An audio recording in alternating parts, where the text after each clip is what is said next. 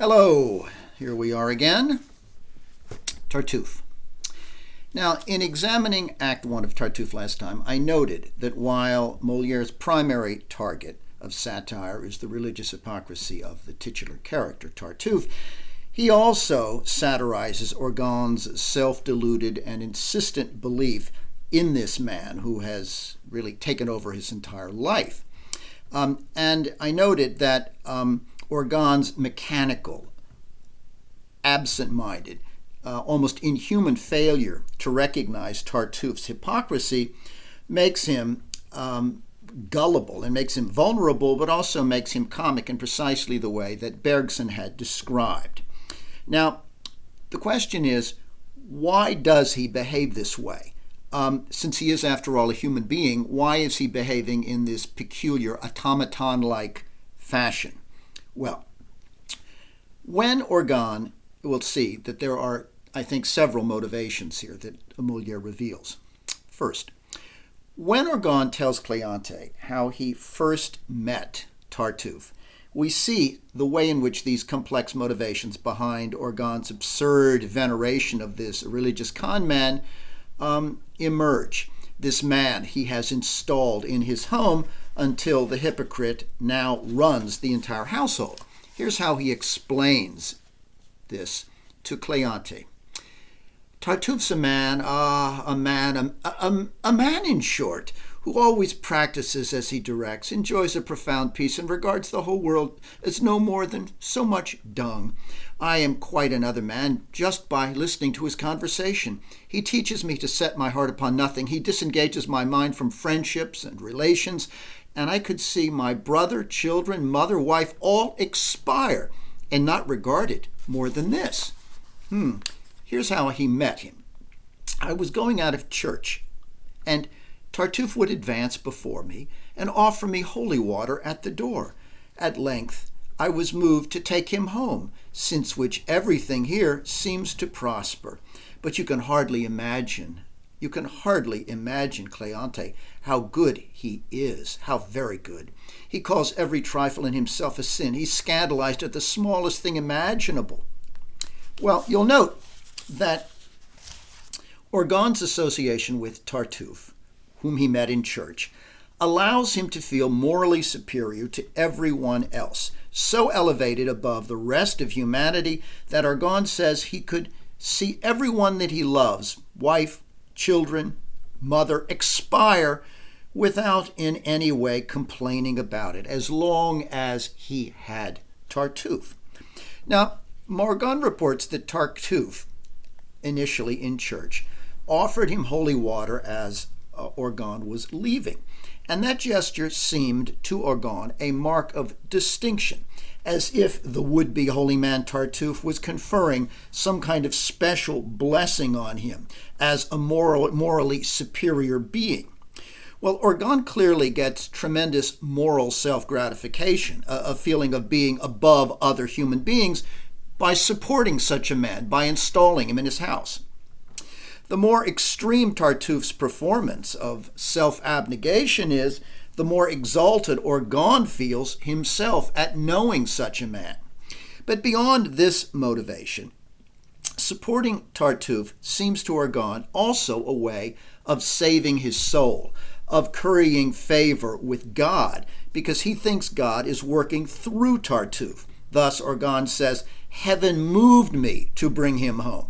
Now, by doing so, Orgon convinces himself that he's doing God's work and therefore saving his soul because of Tartuffe's, quote, strong attachment to things eternal. Well, Orgon is an aging man. He's thinking about the hereafter. Now, this also helps to explain why Orgon clings so fervently to the idea of Tartuffe's sanctity, as if his own salvation were at stake, as well as his pride in thinking of himself as a holy man just in relationship to this figure. But finally, beyond the moral self-gratification and the concern for his salvation, there's a third motive for Orgon's obsession with Tartuffe, and he hints at it when he tells the upright Cleante that his Cleante's criticism of Tartuffe, quote, savors of libertinism, that is, of unbridled sexuality. When Cleante says to him, Steph, you must be mad, brother, I fancy, or do you intend to banter me with such stuff? What is you mean, all of this fooling about Tartuffe? To which Orgon says, ah, brother, what you say savors of libertinism. You are a little tainted by it, and as I have told you more than once, you'll draw down some heavy judgment on your head one day or another. Now, of course, it is absolutely preposterous to suggest that the genuinely pious brother-in-law, Cleante, is in any way a libertine, a figure of unbridled sexuality, just because he criticizes Tartuffe. But it hints at something. As an aging man with a beautiful younger wife, Orgon tends to have sex on the brain. And indeed, he is drawn to Tartuffe's regimen of strict sexual hygiene because he is sexually fearful himself. Having Tartuffe there isolates Elmire from all other men because visitors are prohibited under Tartuffe's reign. And that very prohibition eases Orgon's sexual insecurities and his sexual anxieties about having a younger, attractive wife, all under the guise of moral purity. Thus, in a certain sense, he's motivated to keep Tartuffe in his house as a kind of sexual watchdog. Now, Cleante's conversation with Orgon at the end of Act 1 ends with Cleante asking his brother-in-law about the upcoming marriage, the scheduled marriage between Orgon's daughter Marianne and her suitor Valère. Orgon had earlier agreed to this union, and Cleante wants to know if they'll set a date for the wedding. But Orgon now hesitates about honoring his promise to the young couple. He evades the question and says he'll do just what heaven pleases, end quote. Well, we can see what's going on here with the mention of heaven. And sure enough, in Act 2, Orgon announces that he is reneging on his pledge to Valère and is commanding his daughter Marianne to marry Tartuffe instead. When this idea first arises, both the maid Dorine and Marianne assume that it's got to be a joke. After all, how could Orgon revere Tartuffe's emphatic denial and condemnation of all things sexual and then marry him to his nubile young daughter? Well, what prompts Orgon to insist on this terrible union? Let's consider for a moment his motivation here. Dorine certainly wonders because she puts the question to him directly when she says, your daughter is not cut out for a bigot, sir. He has other things to think on, and then what will such an alliance bring you in? For what reason would you go with all your wealth to choose a beggar for a son-in-law? Why? Now, as usual, it is also Dorine who best understands Orgon's motives for promoting this dubious marriage, as she explains them a few pages later to Marianne. Marianne says, wants to know why too, and Dorine says, why? Tell him that tell your father, hearts admit of no proxies, that you marry for yourself and not for him, that you being the person for whom the whole affair is transacted, your inclinations for the man should be consulted, not your father's, and that if Tartuffe seems so lovely in his eyes, then Orgon should marry him himself without let or hindrance. Note that Dorine, in this conversation, rejects the entire patriarchal tradition of a father controlling who his daughter marries, okay? The daughter, she says, should be allowed to choose. Dorine clearly would not have supported the casket test in The Merchant of Venice the way Portia's servant Nerissa does. Well, Dorine understands what Orgon is really after in this marriage, in the passage I just read. What he wants is to make his self-sanctifying alliance with Tartuffe even closer by using Marianne as a kind of connective tissue, or to use Dorine's word, as a kind of proxy. It's as if Orgon is marrying Tartuffe himself vicariously through his daughter.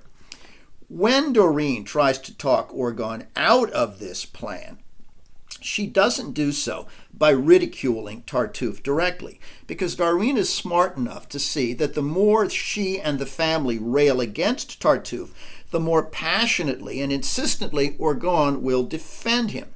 Because, of course, in defending Tartuffe, Orgon is really defending himself, or one might say the idea of himself as sanctified. Instead, then, of criticizing Tartuffe directly as a fraud, as she's made clear earlier, Doreen now presents to Orgon what she sees as three sensible objections to marrying Marianne to Tartuffe. First, she says, Tartuffe has other things to think of. As a man with his bigoted hatred of all worldly things, one who surely thinks only of God, such a man definitely would not care for a wife the way a husband should. Okay? Second, Doreen points out that Tartuffe is poor and obscure. He is not even remotely in Orgon's wealthy bourgeois class. So the marriage itself then would be scandalous in the eyes of wealthy society. Should you not consult propriety? She asks Orgon. And third, and finally, Doreen tries to discourage and prevent the union by issuing a warning. She says that when young women are forced to marry against their wills, they almost always take lovers, and that by forcing Marianne to marry Tartuffe, Orgon will be complicit then in her sin of adultery. She puts it to him quite directly when she says, she'll ne'er make anything but a fool of him, I can assure you. Now, this last argument is very clever because Doreen tries to use the need to preserve sexual morality and the absence of scandal about Marianne's taking a lover against Orgon, who has against the idea of Tartuffe marrying Marianne, because after all, it has been Tartuffe who has been stressing the concerns of propriety and avoiding scandal all along to Orgon. But Orgon is completely unwilling to listen to any of these reasons why the proposed marriage to Tartuffe should not go forward. He's so deluded that in this conversation, Orgon imagines that when Tartuffe and Marianne are married, Tartuffe, the holy man, will free Marianne from all carnal desires for anything, and the two of them will enjoy, as Orgon imagines it, a sexless marriage. The union, he tells Doreen, will crown your wishes with every good sort of good. It will be one continued scene of pleasure and delight. Oh, he tells his daughter, you'll live faithful in love together with Tartuffe, really like two children, like two turtle doves. Okay. Now, like Cleante, Doreen isn't just trying to save Marianne from a terrible fate. She is also, like Cleante, trying to save the blind, fixated Orgon from himself, because both Doreen and Cleante do love him, and they both remember when Orgon was a different man. Doreen tells him this, when Orgon tells him, learn to hold your place and don't put your oar in where you have nothing to do. Doreen says, nay, sir, I only speak for your good. You are too officious. Pray, hold your tongue, if you please. If one had not a love for you, sir, I desire none of your love, but I will love you, sir, in spite of your teeth. Ha! I have your reputation much at heart, sir, and can't bear to have you made the subject of every gossip's tale. They try to protect him from himself. Well, unfortunately, Doreen's love for her employer and her wisdom merely exasperate Orgon here, and the scene ends in slapstick as he tries to strike her and misses. She dodges the blow and runs off. Now, it is curious that Orgon's daughter Marianne is far less critical of her father and his decision than Doreen is. Marianne believes, much more than Portia does, that a father has a natural authority over his daughter, and that no matter what she may feel, it is the daughter's duty to obey the father's commands. Doreen tries to alter her view and to get her actively to challenge patriarchy when she says, "You marry for yourself and not for your father." But Marianne feels incapable of mounting that resistance to ancient tradition, and she said she would prefer to commit suicide than to resist her father's command. It's not just that she feels an inherited need to show filial duty, however. Marianne also fears a social scandal in the Parisian upper-class circles. If she resists Tartuffe out of love for Valère, then she says, "But should I, by a flat and confident refusal to my father, let everyone know that I am violently in love with another? Would you have me, for his sake, transgress the modesty of my sex and the bounds of my duty? Would you have my passion become a perfect talk about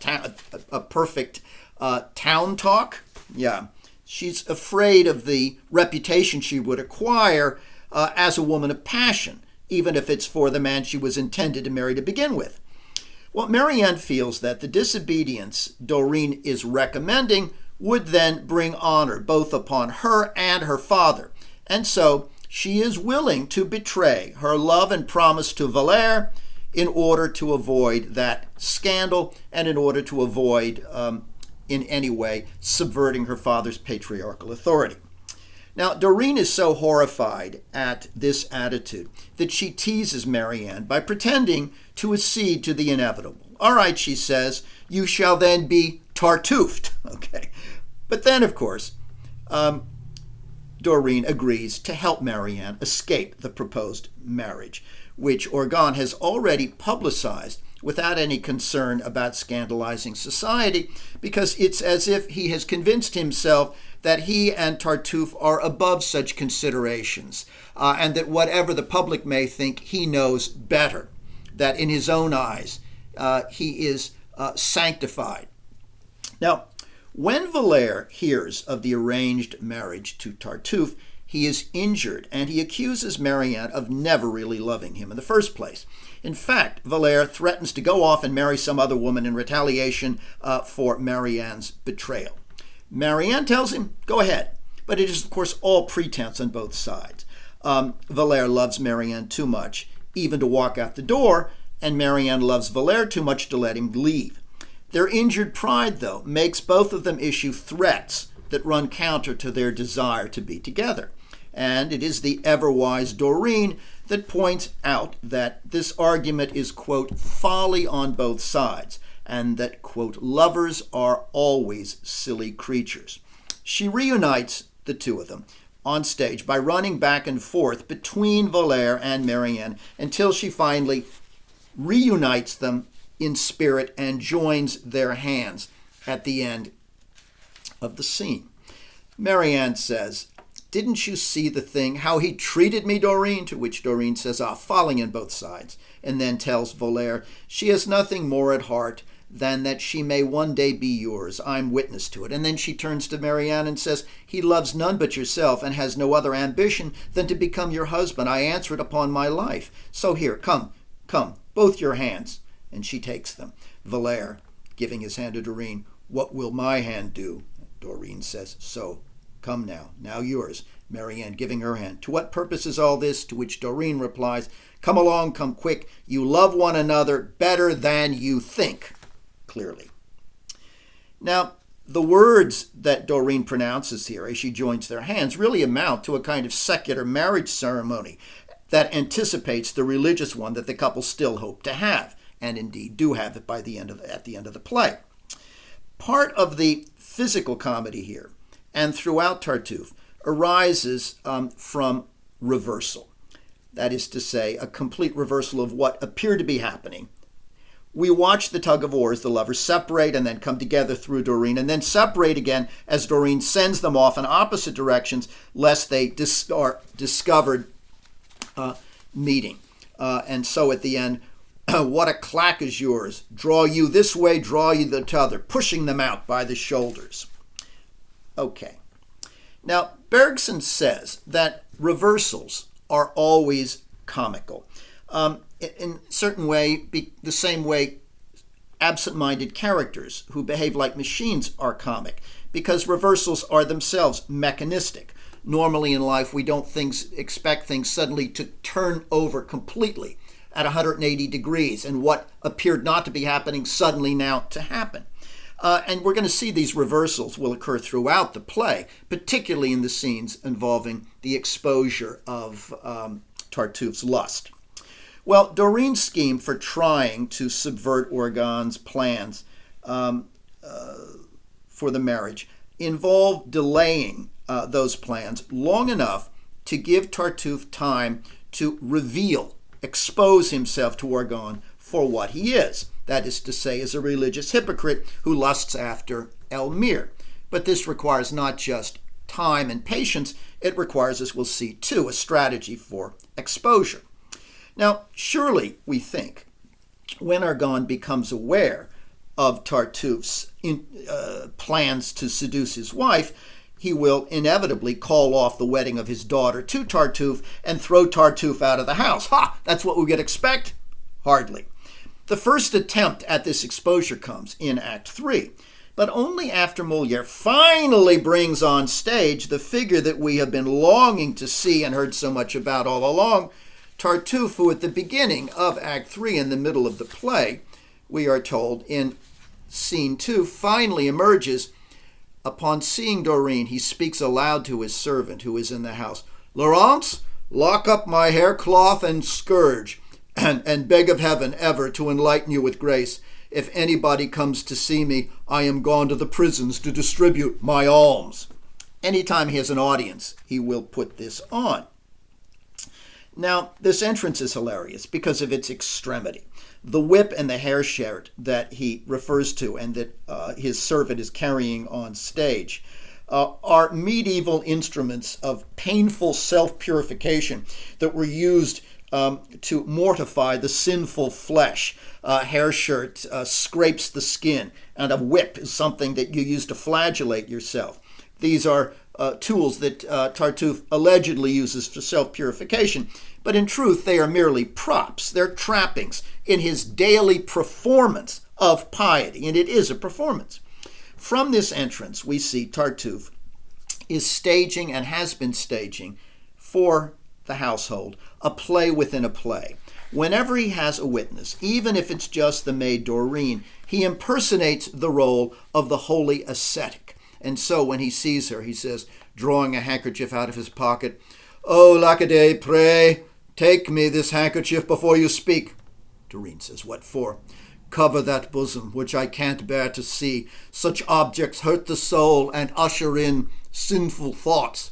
To which Doreen replies, "You mightily melt then at a temptation, and the flesh makes great impression upon your senses. Truly, I can't tell what heat may inflame you, but for my part, I am not so apt to hanker. Now I could see you stark naked from head to foot, and the whole hide of yours, and it would not tempt me at all." Well, we laugh here, not just at Tartuffe's excesses, but also at the flagrant hypocrisy that Doreen sees in this scene and that Cleante has already pointed out to Orgon clearly. The hypocrisy is this. When Tartuffe insists that Doreen cover her immodest exposure of bosom, lest she induce sinful thoughts, Doreen points out that she has already induced those erotic thoughts, because the very fact that Tartuffe is calling attention to her immodesty indicates that he has fixated his gaze upon her bosom and seems to be enjoying it. But, of course, he denies that by blaming her for, quote, hurting his soul through this bodily exposure. Tartuffe betrays himself again in his sexual eagerness when he hears that Elmire wants to see him alone in the scheme to expose him the first time. Now, Doreen knows that Tartuffe lusts after Elmire, and she and Elmire hatch this plot along with Dami, a plot in which they will attempt to get Tartuffe to seduce Elmire who will then, in this plot, neutralize him by threatening to tell Orgon about this carnal behavior. But this plan backfires spectacularly, partly because the impetuous, hot-tempered Dami, Elmir's stepson, insists on hiding in the closet and clumsily accusing Tartuffe far too soon. But prior to this misguided bursting out, consider Tartuffe's proposal of a secret affair with Elmire. How does he justify this desire for another man's wife and still keep up the pretense of holiness? Well, in remarkable ways. First, he invokes the spirit of Neoplatonism by suggesting that because God created Elmire's earthly beauty, to love her as a creature of God is actually to love and to honor God as her creator.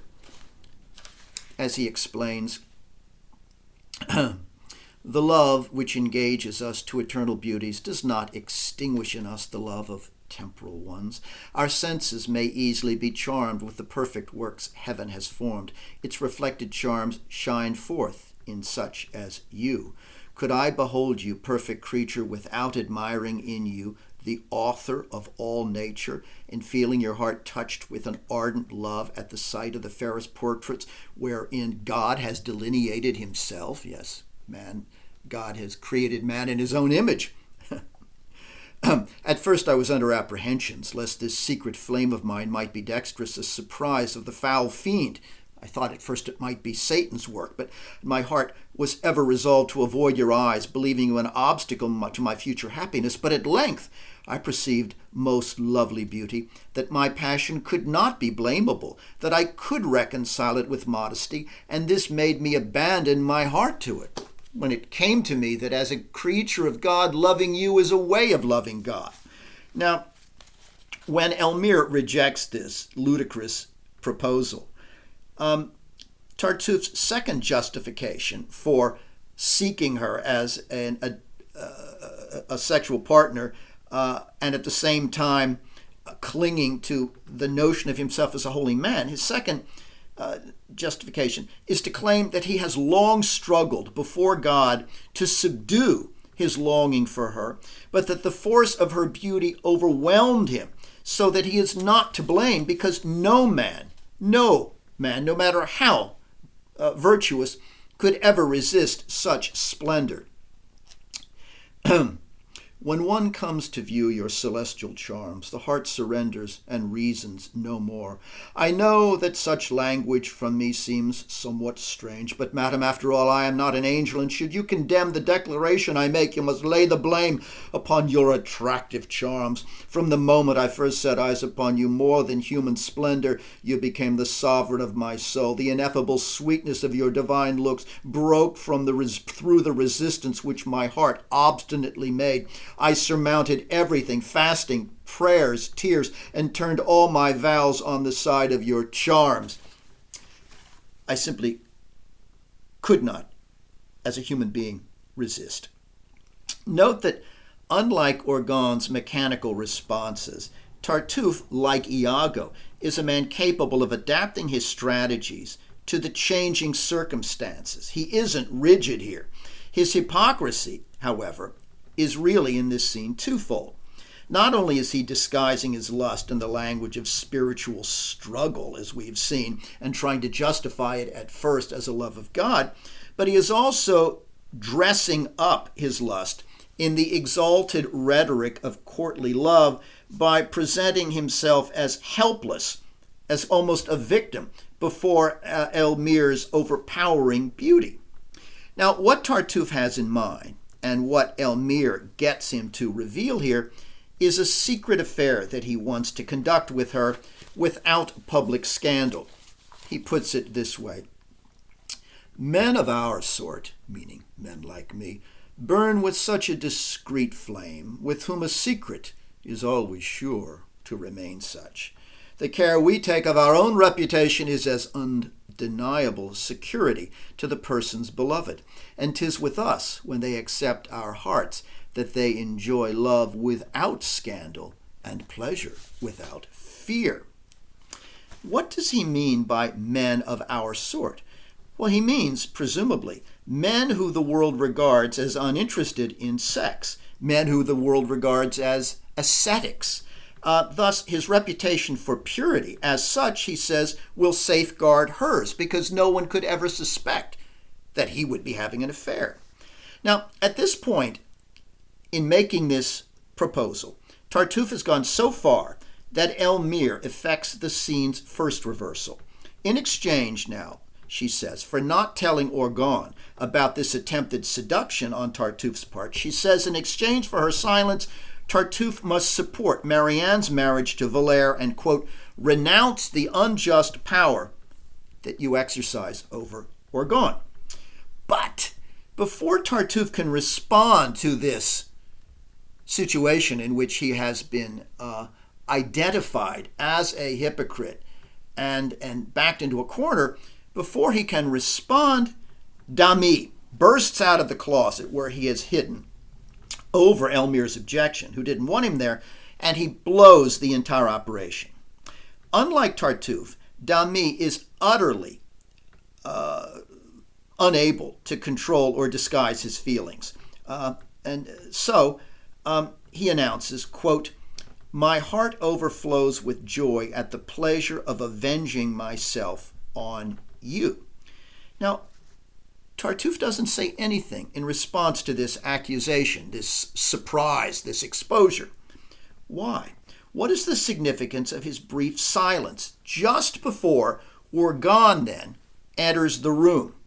Well, Damy has given Tartuffe time to formulate an ingenious defense as he stands there listening to these accusations silently and thinking.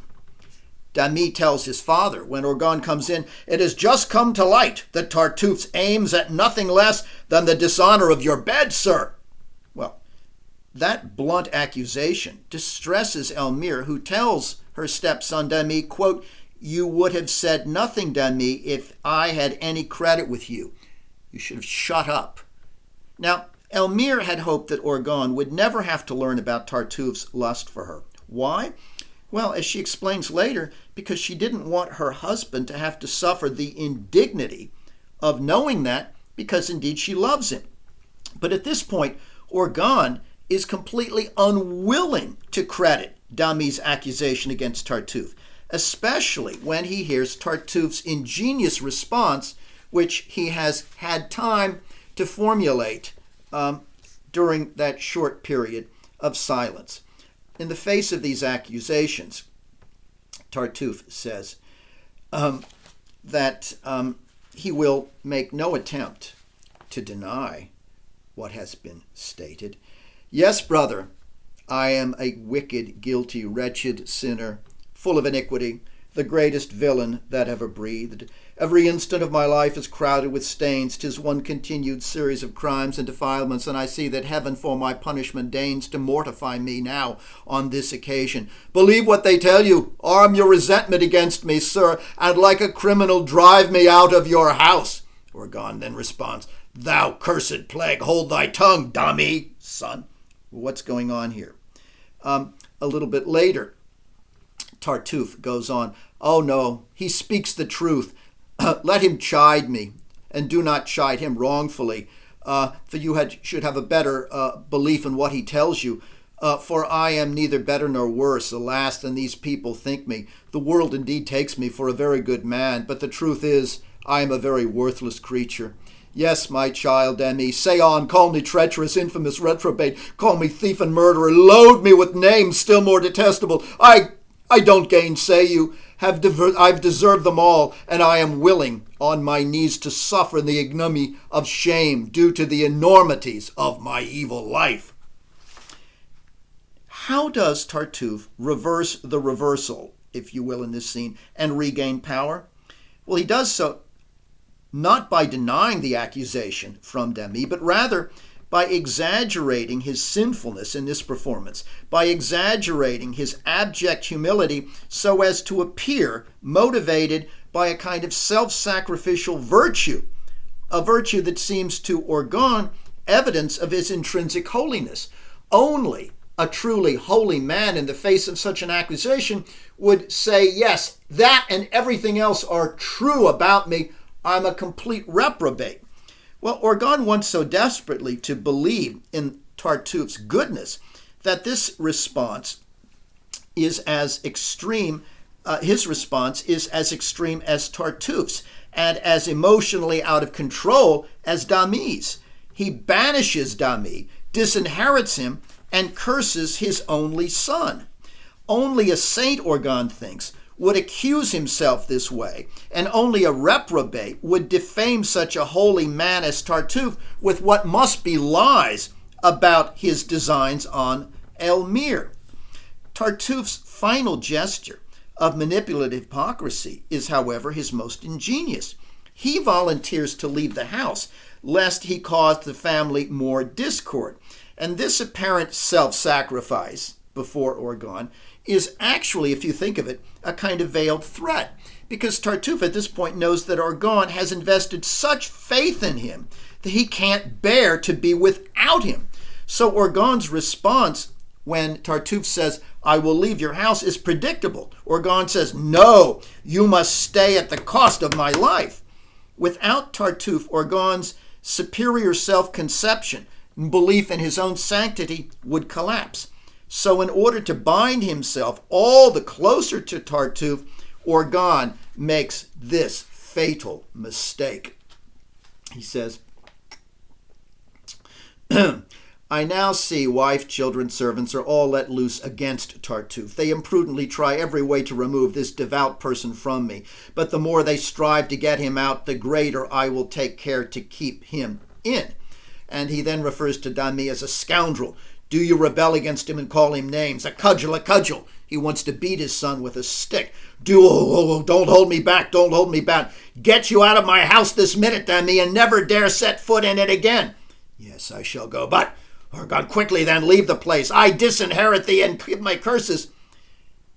But it goes beyond that, because now when we find that Tartuffe, also seeing this, threatens to leave under the guise of trying to promote family harmony, when he says, friendship obliges me to prevent reports and not give any room for suspicion.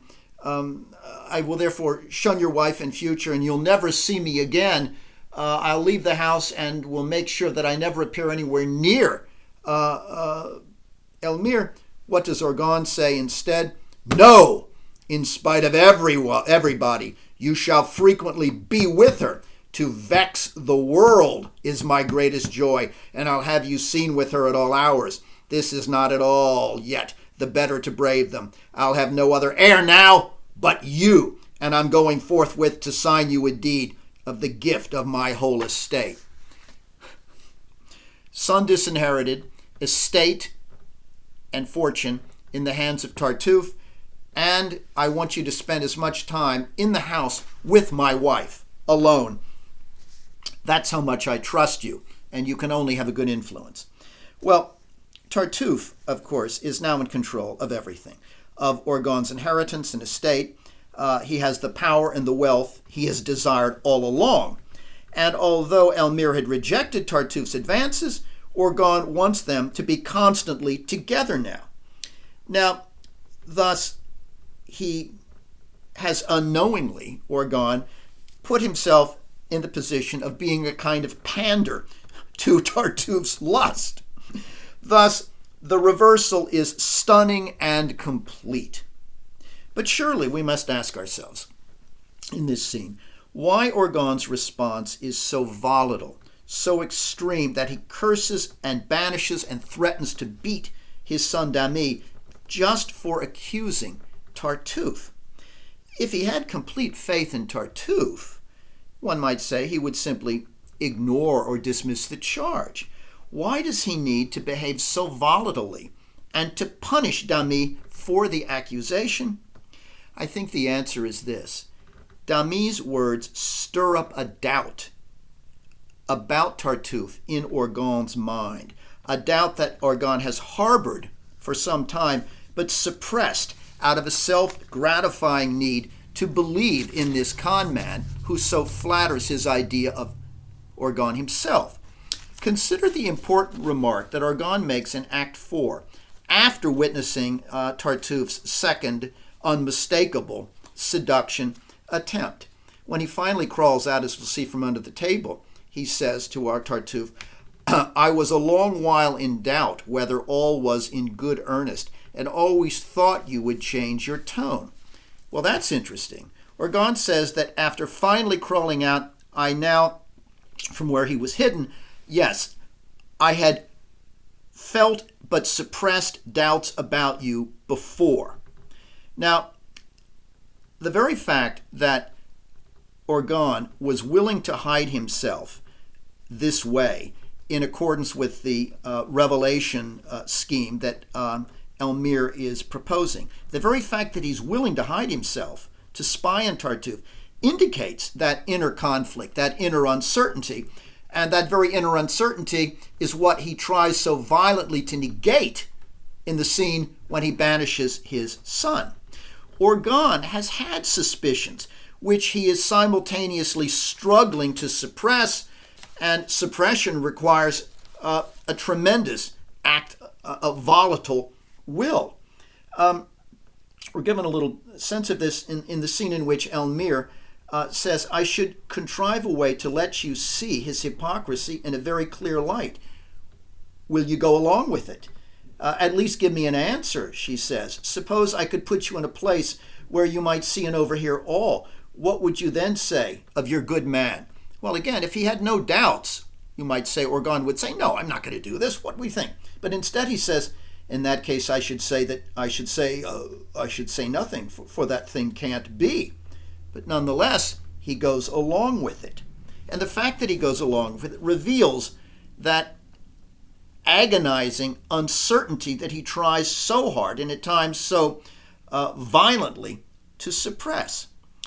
This same inner tension, this same doubt in Orgon, it emerges in the scene with Marianne when she pleads with her father to spare her the marriage to Tartuffe. Some part of Orgon, a little voice inside him, knows that that alliance is wrong.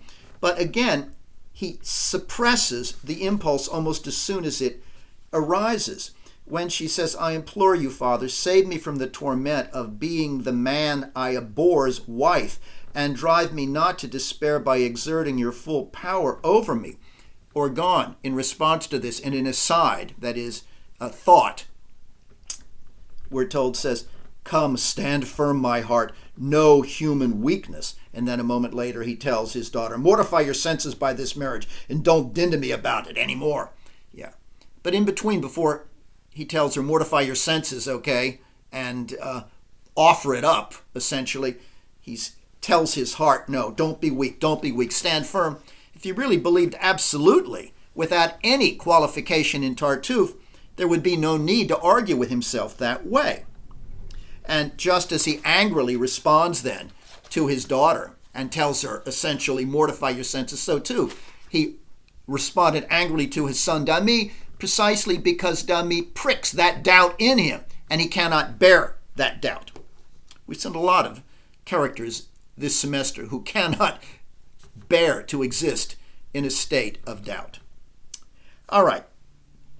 Now, in the same kind of internal struggle, we find Orgon then willing to hide under the table at his wife's request to eavesdrop on Tartuffe, and yet the last thing he says to her is, this thing can't be. Thus the inner division, the refusal to acknowledge what some part of him suspects. Okay, now this is what I mean when I suggested last time that Moliere brought to comic characters an unparalleled depth of psychological suggestion that had simply not been present in French comedy ever before. To take someone who is as rigid and mechanical and laughable in many ways as Orgon, and then suggest these layers of complexity and their motivation and their inner struggles, is really remarkable. Okay, well, let's look at the climactic and hilarious scene of an unmasking in Act 4, which I had provided for you in the clip in my email. We've seen that although the primary target of Moliere's satire is Tartuffe's false piety, that we laugh more often actually at Orgon, who is as rigid as Tartuffe is flexible and cunning. Okay? We laugh at the absurd extremity of Tartuffe's sanctimoniousness with his hair shirt and berating himself for killing a flea, but he's a con man who can adapt, and there's a cleverness there, a spontaneity. We laugh in the Bergsonian sense much more often and more heartily at Orgon's willful blindness and outward external mechanistic behavior, even though we may understand that there is a kind of tension going on inside. Clearly, Moliere is more interested in skewering religious hypocrites than anything else, but unmistakably he is also skewering gullible men like Orgon who allow hypocrites to flourish and who hesitate even when the truth is obvious out of their own self-interest. When Orgon finally emerges from under that table in Act 4, after so many signals, Elmire says sarcastically to him, "How do you come out so soon? I mean, what took you so long?" Well, we laugh at Orgon's inhuman failure to respond to all of her table knocking and coughing as signals for him to come out and confront Tartuffe, as Tartuffe is running around trying to embrace her.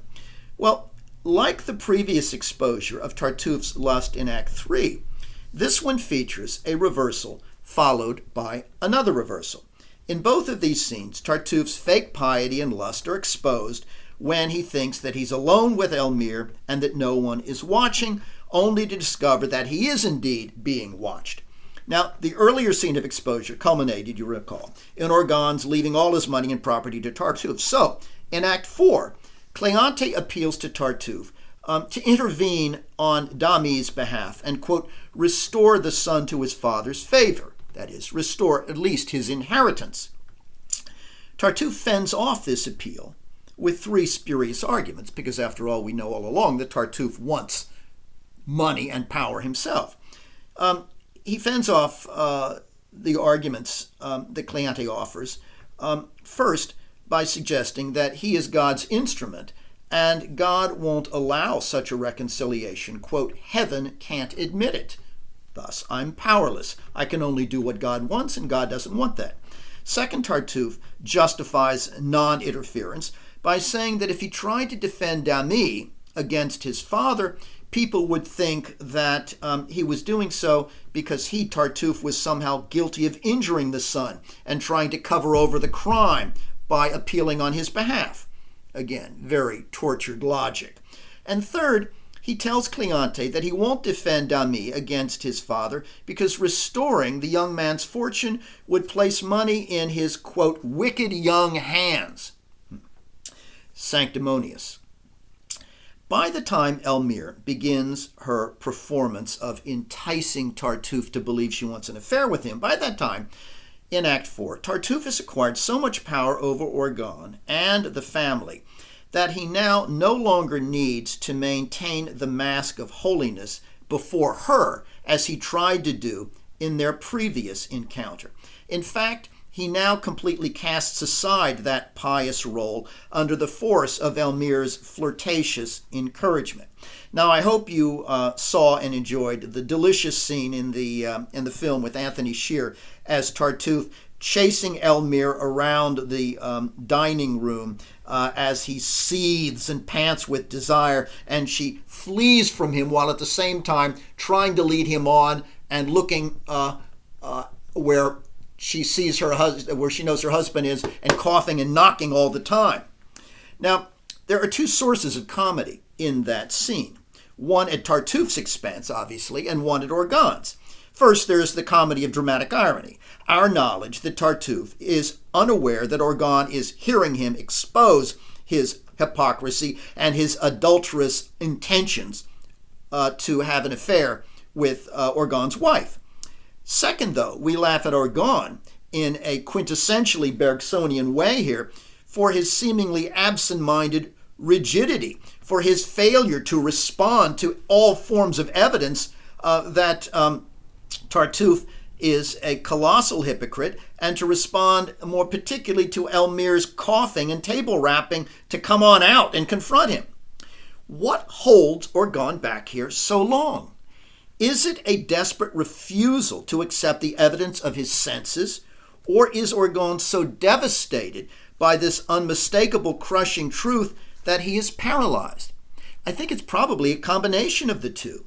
As he listens to the conversation in hiding, he discovers that Tartuffe is completely cynical about the religion that he pretends to practice.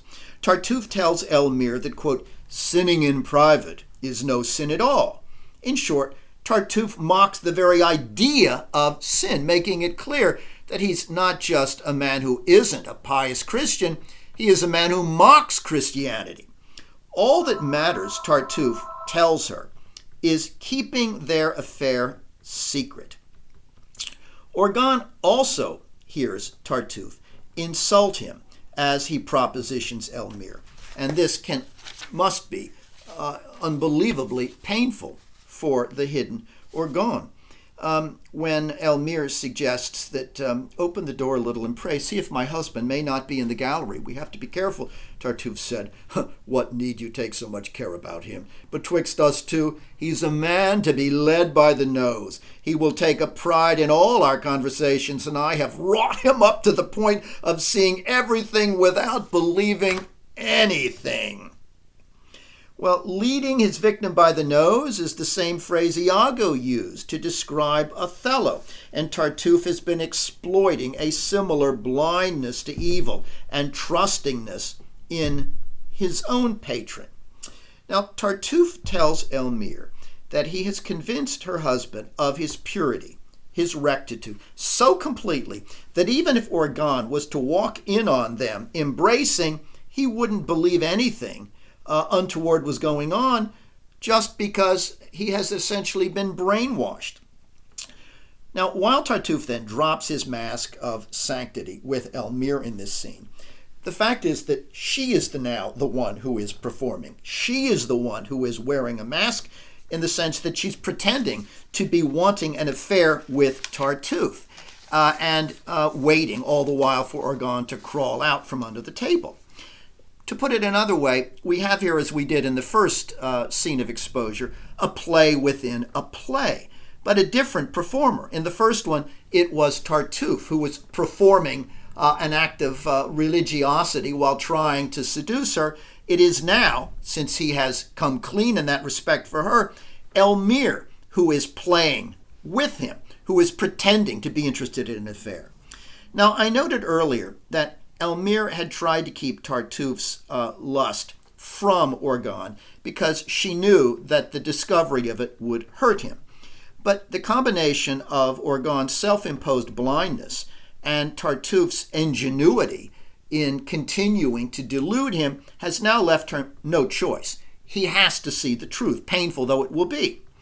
But why does a man as clever as Tartuffe, as flexible as Tartuffe, as cunning as Tartuffe, fall into Elmire's trap here? After all, Elmire had earlier resisted Tartuffe's sexual overture. In fact, it was just about an hour before.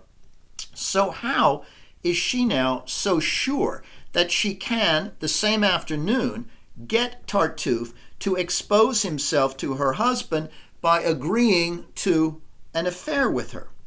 Well, Tartuffe is understandably skeptical at her flirtation at first.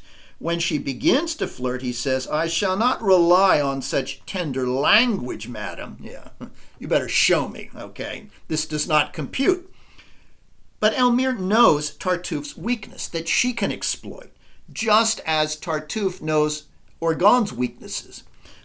Just as Tartuffe got Orgon to deceive himself, so too she can get Tartuffe to suppress his doubts about her intentions here and believe that she really wants to have an assignation with him. How? How does she do that? What does she know? She explains it to Doreen in a wonderful passage. She says, "People are easily duped by what they love, and self-love helps them to deceive themselves." Okay. Elmire understands that, like Orgon, Tartuffe is a narcissist. Both men love themselves, and both will believe anyone who supports their idea of themselves. Orgon wants to think he's morally superior to everyone else, and Tartuffe allows him to do that. And Tartuffe wants to believe that he's capable of attracting the desire of a beautiful married woman, and she leads him to believe that, playing upon that narcissistic conception that Tartuffe has of himself.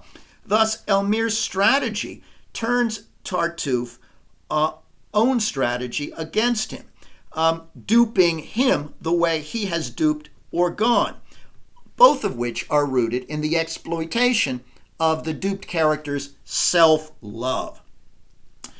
Also, by failing to control his egotism and lust in this scene, Tartuffe commits an error that he had earlier in the previous encounter with Elmire,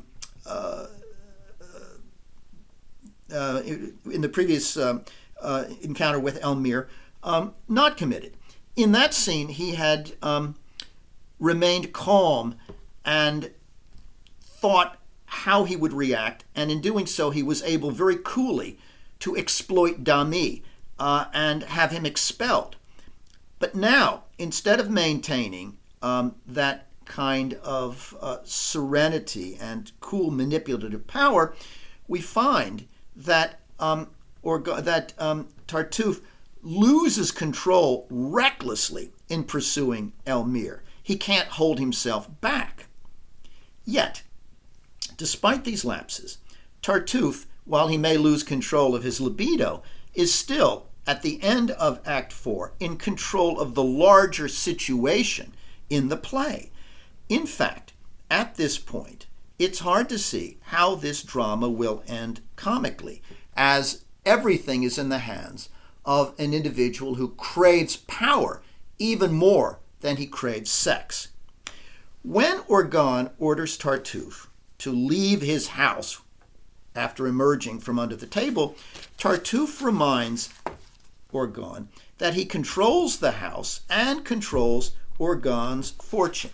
I'm going to read you what Tartuffe says here at the end of Act 4 in verse. Remember, this play was written in rhyming couplets in French. And the poet Richard Wilbur has produced a wonderful English version written in English couplets that give a sense of what the poetry would have been like for an audience in Moliere's time. Orgon says, "No more talk of you. Just leave this household without more ado." Tartuffe, "What I intended." Orgon, "That seems fairly clear. Spare me your falsehoods and get out of here." To which Tartuffe then responds, "No, I'm the master, and you're the one to go. This house belongs to me, I'll have you know, and I shall show you, and you can't hurt me, by this contemptible conspiracy, that those who cross me know not what they do, and that I've means to expose and punish you. Avenge offended heaven and make you grieve that ever you dared order me to leave." Tartuffe isn't just an opportunist, and he isn't just a hypocrite, and he isn't just power hungry. He is also, as we see here now, like Iago, a sadist.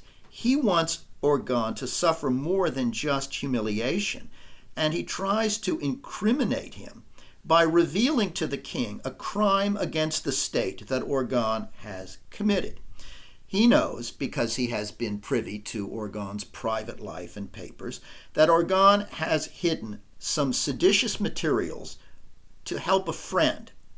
And Valère delivers this crushing news about what Tartuffe knows and what he is about to use to expose Orgon, and knows that it could send Orgon to prison or possibly even worse punishment.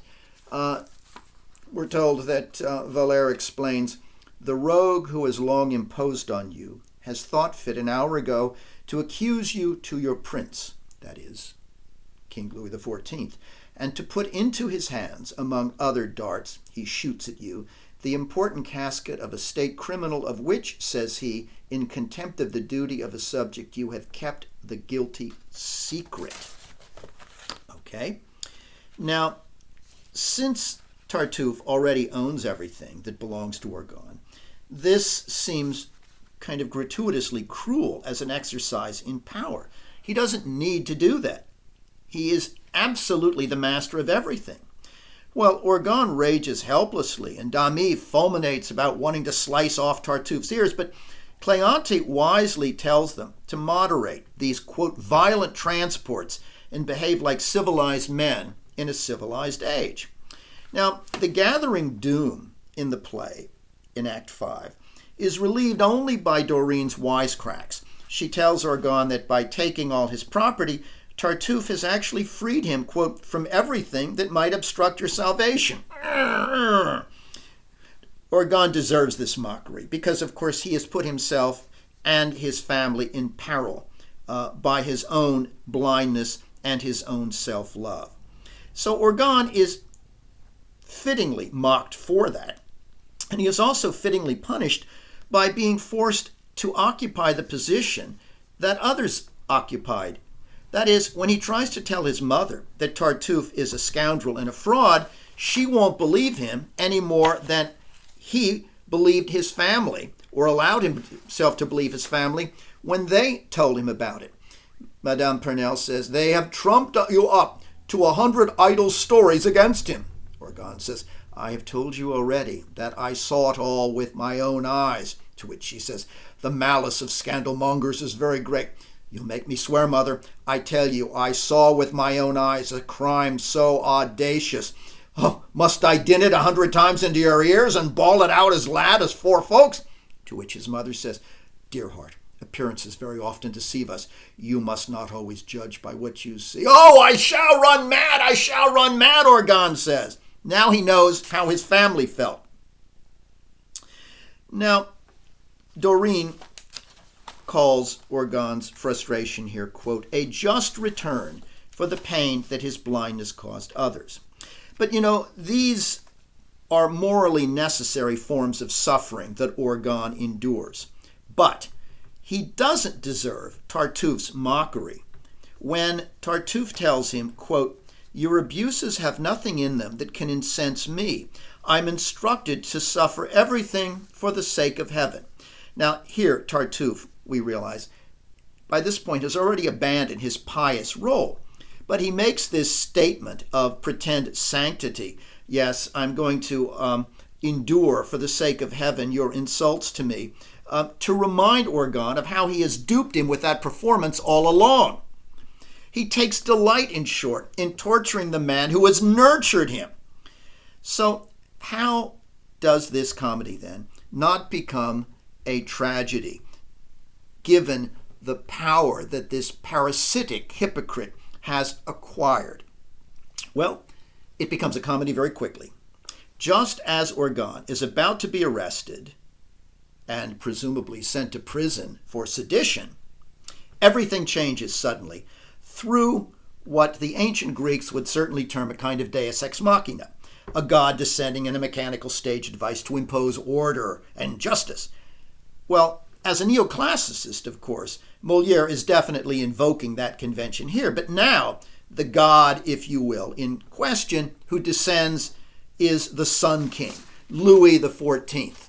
At the end of the play, he doesn't turn up himself, but rather by proxy through the officer who comes to arrest Tartuffe, and who, we are told, explains that the king soon pierced through all the baseness contained within Tartuffe's heart. Coming to accuse you, he betrayed himself, and by a just stroke of divine judgment he discovered himself to be a notorious rogue, of whom his majesty had received information under another name, the whole detail of whose horrid crimes is long enough to fill volumes of histories. Okay, well, consider for a moment the suddenness of this and why. Molière depended on the support and patronage of the king, and this ending is a rather transparent attempt to flatter Louis XIV and curry favor by making him the wise savior. As I noted last time, it didn't work because when the Archbishop of Paris insisted that the play be suppressed, Louis went along with him, and the play was not produced again for 5 years.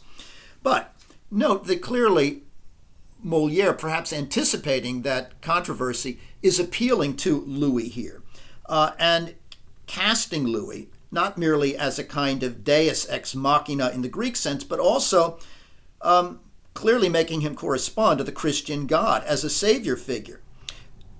When you think of it, like the God of the New Testament, Louis is merciful but invisible. We never see him on stage. And also, like the Christian God, however, he is all-seeing, just, and beneficent. We're told he's been monitoring Tartuffe's criminal history all along, and he forgives Orgon's crime against the state. But he does not forgive Tartuffe's crime against Orgon's family. Tartuffe made the fatal error of revealing himself when he went to court to accuse Orgon in a gesture that seemed hubristic, needlessly sadistic, and obviously backfired. So one might say then that Tartuffe is undone by his own greed and cruelty, and thus the reversal comes suddenly. Just as he thinks Orgon is about to be led off to jail and looks on with sadistic glee, it is he who is taken into custody. The officer says, "Follow me immediately to the prison, which you are to allot for your habitation." Tartuffe: "Who? I, sir?" "Yes, you." "Why to prison, pray?" "You are not the person I shall give account to." Turns to Orgon: "Do you, sir, compose yourself after so warm a surprise? We live under a prince who is an enemy of fraud, a prince whose eyes penetrate into the heart, and whom all art of impostures can't deceive. In short, a king who is wise and omniscient, merciful and good." Thus, as Tartuffe is led away, Marianne says, "Who could have foretold this?" And Orgon says to Tartuffe as the officers lead him off, "Well, traitor, there you are." To which Cleante chastens him and says, "May his heart now happily become a convert to virtue, that he shall reform his life, brother." Well, the final reversal in which Tartuffe is led off to punishment brings about or makes possible the happy ending at the end of the play, in which Dorine the happy couple Marianne and her fiancé will marry, Valère. But is this happy ending satisfying? Well, you might well be troubled by it. I think in many ways I am, and I think even the play's greatest admirers, and it is one of the great comedies in the history of the language and history of Western literature, find the ending troubling for a number of reasons. First, the comic resolution doesn't arise from anything that the family does. That is to say, the resolution that makes this a comedy is unrelated to Cleante's moral wisdom, unrelated to Elmire's love for her husband, and unrelated to Dorine's cleverness. One might add, too, that unlike Portia and Antonio, Cleante in particular, as a moral spokesman for Christian virtue, isn't a hypocrite. He isn't in any way complicit in hypocrisy. So it's not as if Molière is in any way subverting Elmire's love, Cleante's genuine piety, or Dorine's cleverness. No, they're all good, but they don't, even in their combination, amount to enough to overturn the power that Tartuffe had. They're not enough to defeat him. Only the king could do that. Okay? It seems abrupt. It seems, in fact, in some way not to grow organically out of the play's moral vision. Second, there has been some dissatisfaction with this.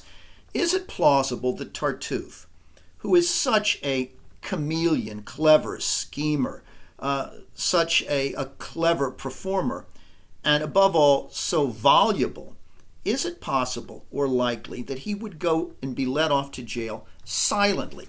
Okay? without saying a word.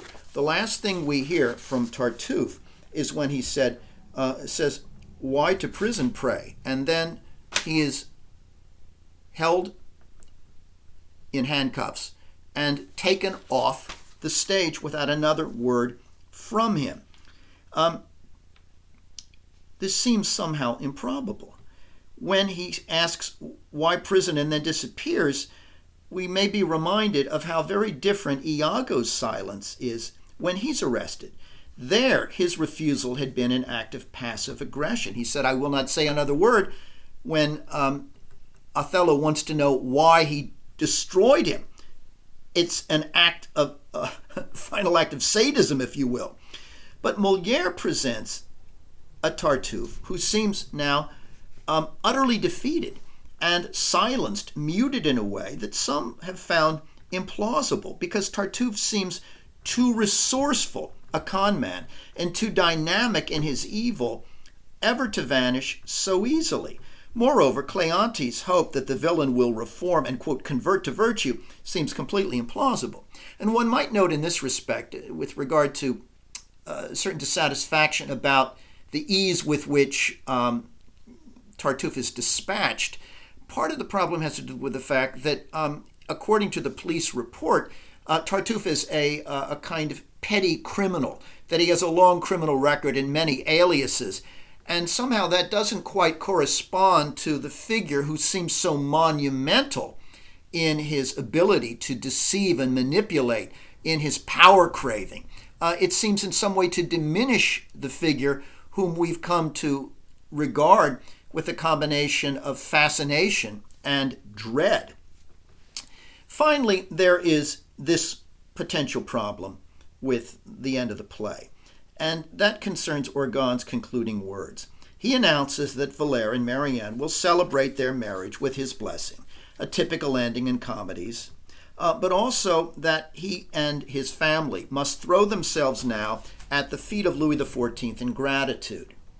"'Tis well said, let us with joy go throw ourselves at his royal feet to glory in the goodness which he generously displays to us. Then, having acquitted ourselves of that first duty, 'twill be necessary we should apply ourselves with just care to another, Hymen's tenderest joys, that is to say, of marriage."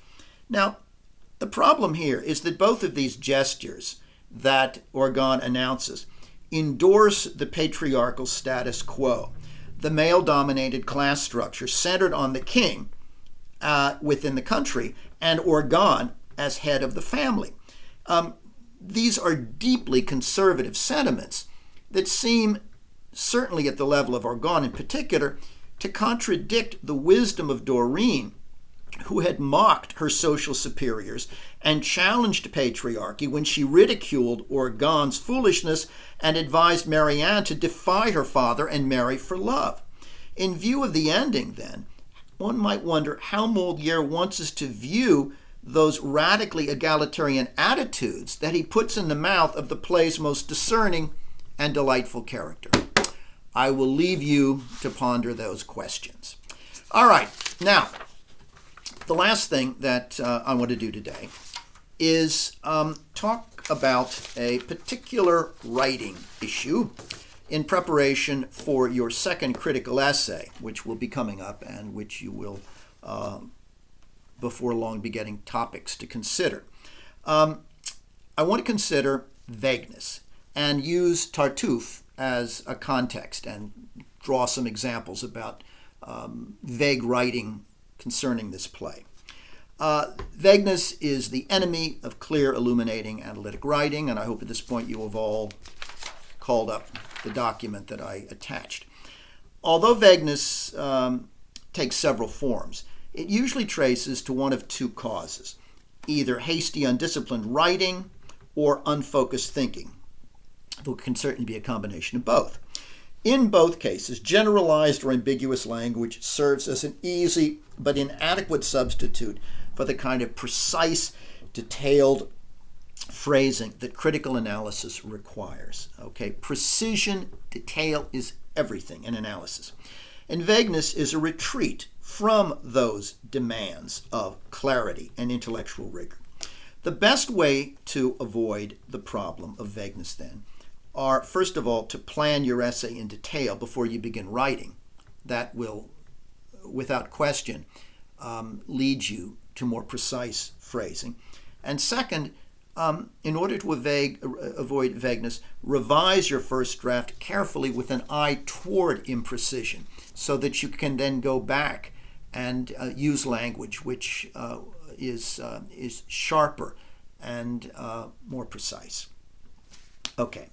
Now, I think there are three common sources of wordiness, and I want to go over them with you briefly, of which the first of the three varieties is the most common and prevalent on your papers and everyone else's. Okay. Imprecise word choice. Okay? Consider this. In Tartuffe, Molière expresses his negative thoughts about religious hypocrites. He saturates Tartuffe's speeches with negative verbiage. Okay. Anytime you find yourself using the words positive or negative as adjectives to describe a character or a situation, don't, okay? They mean almost nothing. I suspect what would work here is if instead of negative thoughts, one were to supply moral condemnation. In Tartuffe, Molière expresses his moral condemnation at religious hypocrites, okay? But moral condemnation is far more specific, precise, trenchant than negative thoughts. Similarly, negative verbiage, well, I think what we mean here is lies. He saturates Tartuffe's speeches with lies, okay? Then be precise. Don't say negative verbiage. It doesn't mean anything. There are many ways in which verbiage can be negative. This happens to refer to dishonesty, lies. The king's rescue of Orgon's family from Tartuffe's clutches at the end of the play shows how Molière can present dark subject matter in a more positive manner. As noted, positive is as valueless a turn of phrase in critical writing as the word negative is, okay? By a positive manner here, probably what is meant is a comic resolution.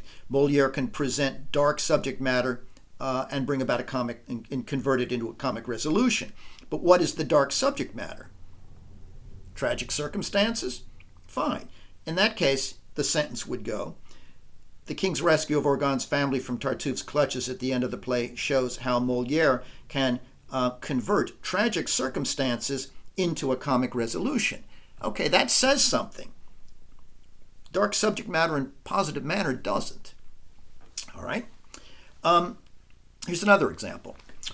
Orgon selfishly demands that his daughter Marianne marry Tartuffe because he wants an enhanced relationship with the man he has taken into his house. What does that mean, enhanced relationship? Well, it could mean, financial. It could mean spiritual. It could mean social. What exactly should this say?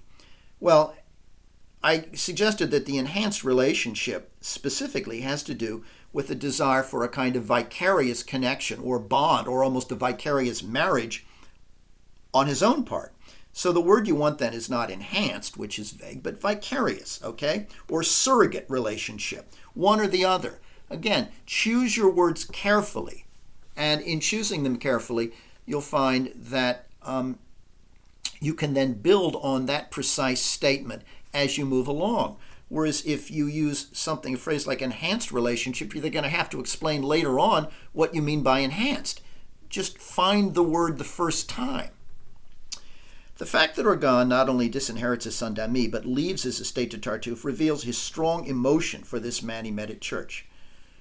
What strong emotion? Obsessive devotion, narcissistic identification. Both of those would work, okay? But strong emotion, there are lots of different strong emotions. Molière's implementation of satire plays a very important role in the meaning of the play as he challenges the clerical normativity of his time on several different levels. Oi! Okay. Like positive and negative, references to different levels. Oh, please. For example, when you hear a sports figure say, I'm going to take it to a whole new level, one always wants to ask the question, well, what level are you at now within this imaginary calibration, and what level do you wish to get to? means absolutely nothing. An important role in the meaning of the play. Well, the meaning of the play is what you're supposed to be explaining, so don't refer to the meaning of the play then as if it was somehow established. And clerical normativity of his time. This is nonsensical jargon. Presumably this would mean he challenges the clerical establishment of his time, okay? And the different level would be, presumably, its greed and its hypocrisy. So, he challenges the clerical establishment of 16th century France because of their greed, their hypocritical greed. Okay, but specify what you mean. Okay, so I hope that gives you an idea of how sharper, more thoughtful word choice can make a tremendous difference in the clarity and richness of your analytic prose. But it's not just imprecise word choice that one needs to work on in order to overcome vagueness. Sometimes it also involves unspecified pronouns. Okay, now I only offer one example here, but I trust you will get the sense of the problem. In particular, pronouns like it and that and this. Moliere reveals Orgon's awareness of his aging body and his sexual jealousy, but he doesn't want us to be moved by it. You'd be surprised how often this occurs. It seems to refer back to what had been a double subject. Orgon's awareness of his aging body and his sexual jealousy. That's not one thing. That's two things, okay, that Moliere is revealing. So when then the sentence goes on, but Moliere doesn't want us to be moved by it, which one are we not to be moved by? His awareness of his aging body or his sexual jealousy? Well, if it's one, then make it clear. Otherwise, if it's both, say not it, but them. Then we go on. We see this throughout the play, helping us understand it more clearly. We see what throughout the play. Does this refer to Orgon's awareness of his aging body, etc.? Or does this refer to Moliere's desire not to move us? Again, completely uncertain whether it refers back to Orgon and what he is doing or Moliere and what he is doing. And then helping us to understand it. Well, it refers to this, and this refers to something, but we're not sure what this refers to. It could be one or the other of two things, any more than we are sure what it at the end of the first sentence referred to. Okay, now when a reader comes to a pair of sentences like this, it is like driving through a fog bank, okay?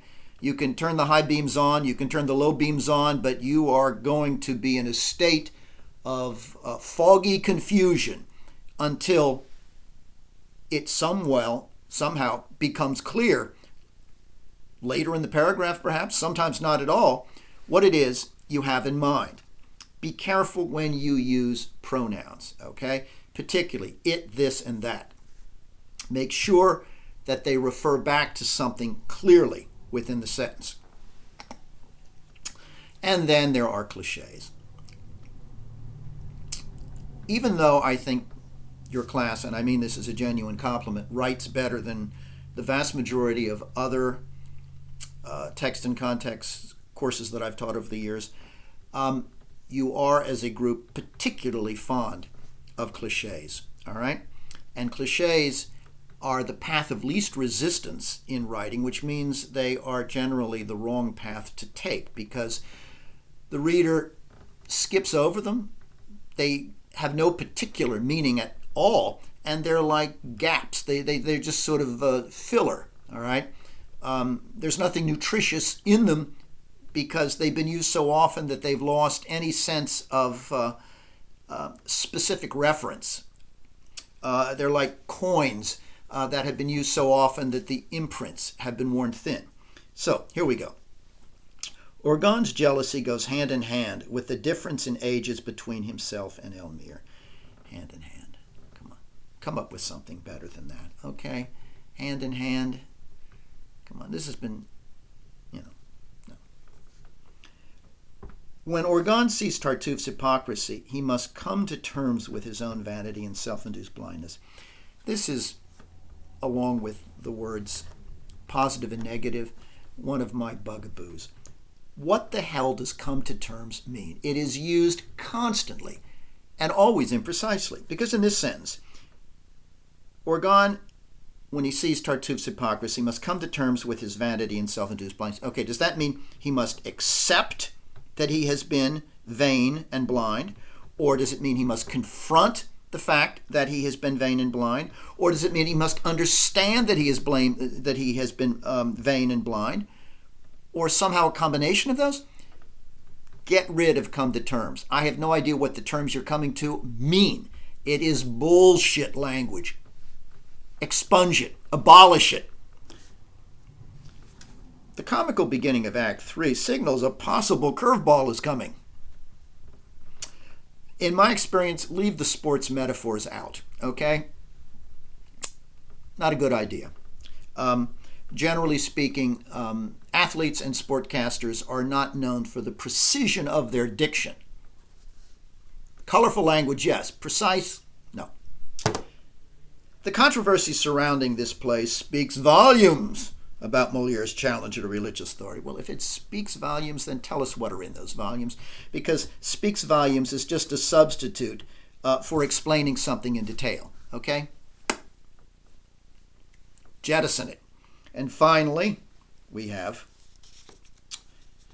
already in power, Tartuffe thinks he will seal the deal by incriminating Orgon with the king. Well, that begs the question, what is the deal that is being sealed? Doesn't mean anything. Now, there is one example on this page that I have saved until last because it uses the word that I find most absolutely objectionable in critical prose, and one that turns up, almost inevitably, and makes me want to pull from my head those few last scant gray hairs that grow there. Okay? And that word is message. Molière conveys a powerful message to the reader throughout the comedy. Oh my God. Now, messages are found in bottles, sometimes in fortune cookies. They can be relayed by whispering in someone's ear. They are directives, okay? But messages have no place in the discussion of literary meaning, okay? If the intention of art was nothing more than to deliver a message, why on earth would the poet or the playwright or the novelist embed that supposed message in so much rich language and ambiguity, okay? Anything that purports to be literature that can be reduced simply to a message is not serious literature at all, and not anything that we're wanting to be talking about, all right? So, the meaning of a text is not then like cracking open a fortune cookie and extracting this thing, powerful or not. So please, no messages, all right? Of all of the imprecise words, that's the one that I would most fervently avoid. And on that note, I wish you a happy Easter, and I will be back here again, same time, same station, next Tuesday.